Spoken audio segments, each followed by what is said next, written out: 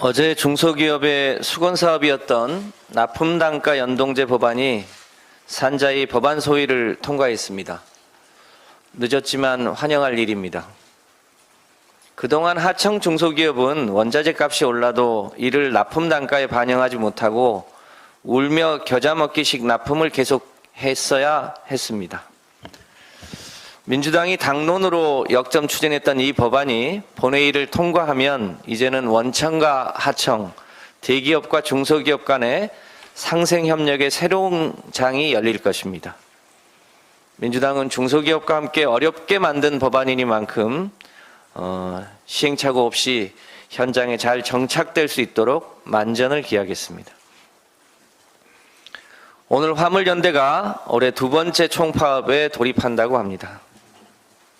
화물연대가 5개월 만에 다시 총파업을 결의한 것은 윤석열 정부가 당초 합의한 안을 제대로 이행하지 않았기 때문입니다.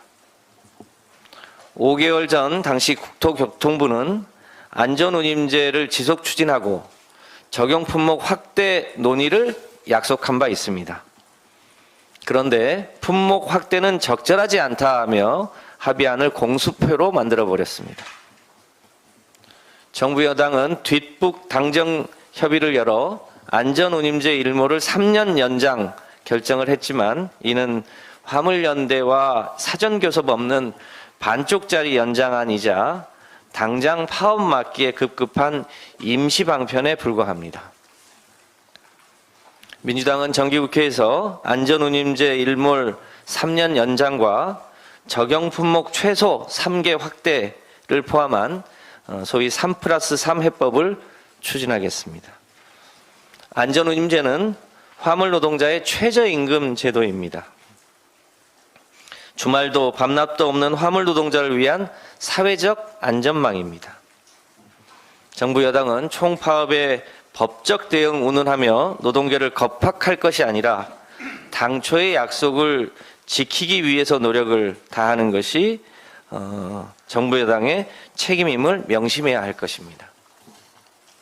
민주당은 화물 자동차 안전운임 대상 확대법이 국회의 문턱을 넘어설 수 있도록 최선을 다하겠습니다.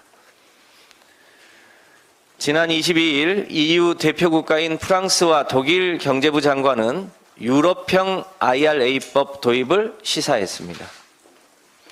두 국가 장관은 미국이 IRA법을 변경하지 않는다면 유럽도 산업보호를 위해 유럽산 우선구매법을 입법할 수밖에 없다고 경고한 것입니다.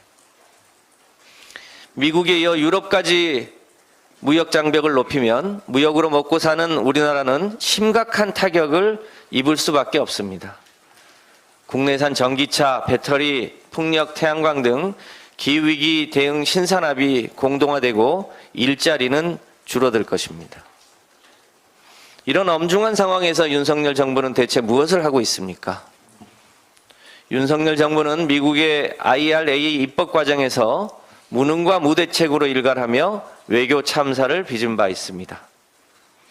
세계 경제가 급속히 보호무역주의로 회귀하는 상황에서도 세계 경제 변화에 기민한 대응은 없고 오직 언론 탄압과 MBC, YTN 민영화 그리고 야당 파괴에만 올인하고 있습니다.